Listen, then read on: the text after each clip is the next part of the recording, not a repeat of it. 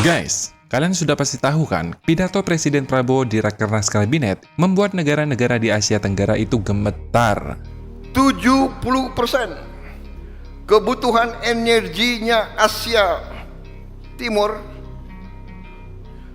70% energi dan 70% perdagangan lewat laut Indonesia. Tak lama kemudian, tanggal 22 April, Menteri Keuangan Purbaya melontarkan ilustrasi yang membuat geger. Dengan santainya dia bilang, Indonesia ini bukan negara pinggiran. Kita ada di jalur strategis perdagangan dan energi dunia. Tapi kapal lewat Selat Malaka nggak kita charge ya. Nggak tahu, betul apa salah. Sekarang Iran mau nge-charge kapal lewat Selat Hormuz katanya. dia ngomong sambil tertawa loh. Audiennya pun juga ikut tertawa. Tapi di seberang selatan nggak ada yang tertawa. Dalam 24 jam, Menteri Luar Negeri Malaysia dan Singapura langsung bereaksi keras. Mereka bilang ini nggak boleh lah, melanggar hukum lah, harus koordinasi multilateral lah, dan lain-lain. Bahasanya diplomatik, tapi nadanya panik. Lantas kenapa nih dua negara ini panik? Jangan-jangan di balik guyonan ini ada hal yang serius yang tak banyak orang pahami. Sebenarnya, apa yang dilakukan oleh Presiden Prabowo sekaligus Menteri Keuangan Purbaya itu bukan pernyataan ngelantur loh, melainkan strategi diplomatis yang cerdas. Dalam diplomasi dan politik, itu disebut trial balon. Kalau dalam bahasa kita nih, cek ombak. Mereka melempar wacana kontroversial buat mengukur reaksi. Hasilnya, Malaysia dan Singapura terbukti sangat sensitif kan? Nah, dari situ, Indonesia memetakan titik terlemah mereka. Pertanyaannya, kenapa ini dilakukan? Selama ini, kapal-kapal asing yang lewat di Selat Malaka, mereka lebih memilih singgah di Singapura dulu buat ngisi BBM atau bongkar muat. Baru setelah itu, meluncur ke Indonesia.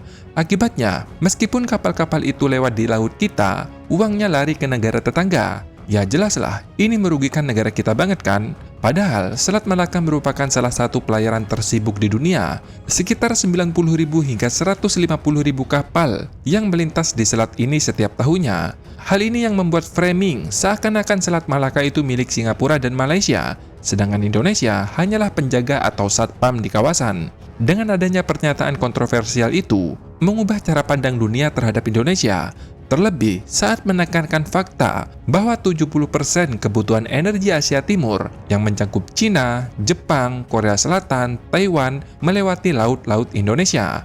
Dengan kata lain, ini pesan pada negara-negara Asia Timur bahwa tanpa izin diam-diam dari Indonesia, ekonomi negara-negara tersebut akan mengalami krisis yang lebih parah daripada efek yang ditimbulkan oleh Selat Hormuz. Maka dari itu, untuk memperkuat pernyataan ini, pemerintah tes ombak lagi nih dengan wacana yang lebih gempar lagi. Ya, Amerika Serikat mengajukan proposal akses militer yang melintasi wilayah udara Indonesia, khususnya di Selat Malaka. Jadi, apakah pernyataan Prabowo ini merupakan pernyataan ngelantur? Jelas enggak dong. Ini sebuah ancaman yang dibungkus dengan senyuman. Lebih dalam lagi, Indonesia menegaskan bahwa Selat Malaka bukan sekedar jalur transit, tetapi laut Indonesia yang memiliki nilai ekonomi real yang harus menimbulkan dampak ekonomi pada Indonesia. Artinya, selama ini Indonesia bersikap pasif yang hanya menerima limpahan efek, sekarang menjadi aktif menagih nilai dari posisi strategisnya. Artinya, pesan yang ingin disampaikan nih, sebenarnya itu sangat lugas, meskipun disampaikan dengan bahasa yang diplomatik dan halus. Kami selama ini diam loh, tapi kami tahu bahwa tanpa kami, ekonomi kalian itu bakal kolaps. Nah, kenapa ini Indonesia pede? Karena faktanya, Singapura hampir seluruh model ekonominya bergantung pada Selat Malaka. Sedangkan Malaysia, 80 hingga 90% perdagangannya juga melewati selat ini. Dengan menyoroti fakta ini, Indonesia tidak lagi berbicara dari posisi memohon yang membutuhkan investasi asing, tetapi di posisi penentu yang memiliki daya tawar yang signifikan. Lantas, apa sih tujuan Presiden Prabowo? Apakah cuma iseng doang nih? Atau ada rahasia lain nih? Sebenarnya, pungutan pajak di Selat Malaka bukan target utama. Bahkan, wacana pungutan pajak kapal disampaikan dengan gaya yang sengaja dibuat ringan dan sekaligus sambil bercanda. Tapi di seberang selatan, justru kebakaran jenggot. Dalam 24 jam, kedua menteri luar negeri mereka merespon dengan nada tinggi. Diplomat berlarian, analis geopolitik panik, dan media mereka berjudul Indonesia ancam tutup Selat Malaka. Tapi, di belakang kalimat jelas, Kalau bisa seperti itu, tapi kan nggak begitu. Artinya, dia paham betul loh, ini hampir mustahil dilakukan dan akan tetap patuh pada UNCLOS 1982. Tapi pertanyaan besarnya, apakah ini hanyalah sebuah candaan? Tentu tidak dong. Pertama, fokus utamanya pengambilan bunker justru terjadi di Selat Malaka di bagian utara. Inilah merupakan bentuk monetisasi yang dimaksud Purbaya, tidak memungut pajak lintasan secara ilegal, tetapi menekankan pada kapal-kapal yang melewati perairan Indonesia untuk membeli BBM di Indonesia, sesuatu yang sepenuhnya legal. Kalau bahasa sederhananya nih, lu pada nih, negara Asia Timur, jangan mentang-mentang gua diam nih, lu lewat doang seenak jidat. Giliran ngisi BBM, lu pilih pom bensin di Singapura. Lu kira perairan kita itu nggak ada nilainya? Itu tuh yang dimaksud Indonesia. Selain itu, mungkin banyak orang yang belum tahu nih, kalau Selat Sunda itu nggak kalah strategis loh dibandingkan Selat Malaka.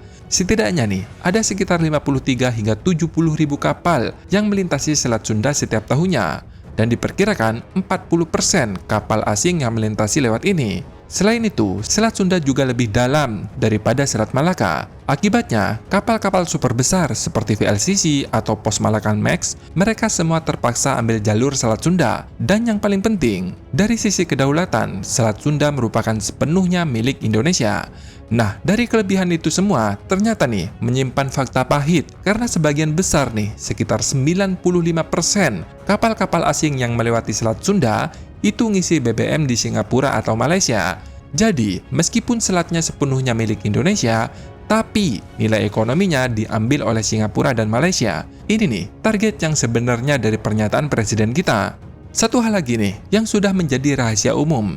Selama ini, setiap kali Indonesia nih hendak melakukan lompatan secara ekonomi, khususnya di sektor infrastruktur, energi, dan industri strategis, selalu aja nih ada hambatan halus yang datang dari arah Selat Malaka, seperti demo lah, seperti di Rempang, merusak lingkungan lah, ancaman bajak laut lah, masalah teknologi lah, pokoknya ada deh macem-macem. Padahal investasi itu sudah ada di depan mata loh, tinggal eksekusi doang, bangun pelabuhan, kilang minyak, dan lain-lain.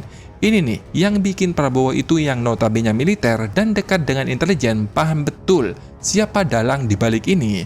Apalagi baru-baru ini dengar bakal ada investasi kilang dan storage dari Rusia yang lokasinya di Pulau Nipah. Apakah mereka bakal diam? Tentu tidak dong. Ditambah setelah pernyataan Prabowo nih, banjir investasi baru dari Korea Selatan, Jepang, dan Cina. Jadi, pernyataan Presiden sekaligus Menteri Keuangan bukan ngelantur loh. Bagi yang paham geopolitik, tentu sadar ini sebenarnya peringatan yang dibungkus dengan senyuman. Presiden Prabowo ngirim pesan nih, jangan lakukan itu lagi, atau kami akan buat Selat Malaka tidak nyaman untuk ekonomi kalian. Itulah bro, pesan yang sebenarnya. Jadi, tunggu saja nih tanggal mainnya. Kalau admin sih yakin, sebentar lagi bakal banyak tawaran-tawaran yang menarik dari negara-negara Asia Timur. Karena secara gak langsung nih, pernyataan Presiden Prabowo membuat mereka mulai menghitung ulang konsekuensi jika Indonesia nekat diam-diam berpihak pada blok tertentu. Nah, silakan tulis pendapat kalian di kolom komentar. Terima kasih sudah menonton, sampai jumpa di next video. Dadah!